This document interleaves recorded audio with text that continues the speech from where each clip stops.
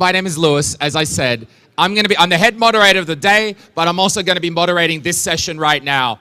So what we're talking about is money, and how do you get that money to do your startup? How do you get it to found your company? Do you need money? These are really good questions. You have an idea. We all know we're in Estonia. We can register it online. We don't have to go to the bank. We can make the company. But then what do you do to keep yourself going while you're building your product? What do you do to keep yourself going in those early days when you don't have any customers? What do you do when you're in that business development phase? Do you need money? Do you not? We often hear very much about startups, and they got this round of funding and they got this venture capital, and it was hundreds of thousands or millions. It can appear quite overwhelming. Am I supposed to be getting hundreds of thousands of millions? Very often the venture capital raised is often used as like a benchmark or an amount that says, look how great we are. We secured this much funding. But is funding always the sign of a successful company? Is it the sign of a growing company? Is it the sign that you have a solid business model? I don't know. That's what we're going to discuss here today. I'm coming from the side of the fence which says no to venture capital. My background is, as I said, I run Comedy Estonia. We are a startup. We have 3 employees. We're still growing. We're about to take on more employees. We work in 4 countries through the Baltics and Finland. But we're a service-based company. We perform stand-up comedy shows. So we don't have a product that we need to build. We don't have a manufacturing process or something like that.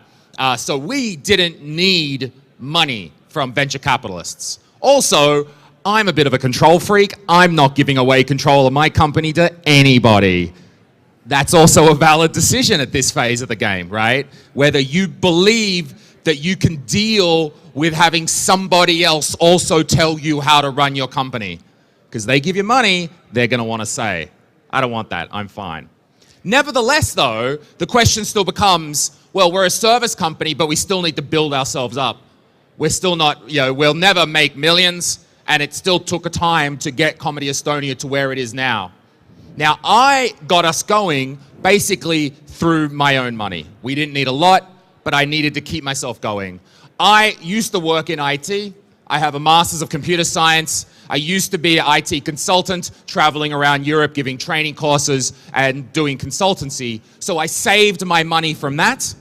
And then eventually, because I was only a part-time consultant, I was able to bring down the amount of IT work that I did and bring up very slowly the amount of money that we got from our comedy and the amount of work that we got from events like this, hosting. This is exactly the sort of thing that props up my company. It's not stand-up comedy, but it keeps us going. So I was able to do that. What I quickly realized, though, is that being an IT consultant and going up in a bar and telling dick jokes are quite different jobs. Quite different. And what it meant is that I was losing focus. So yes, I had this skill, this ability to go and earn us enough money by doing IT consultancy to prop up Comedy Estonia, but it was too far away from our focus. It was distracting me too much from the core business.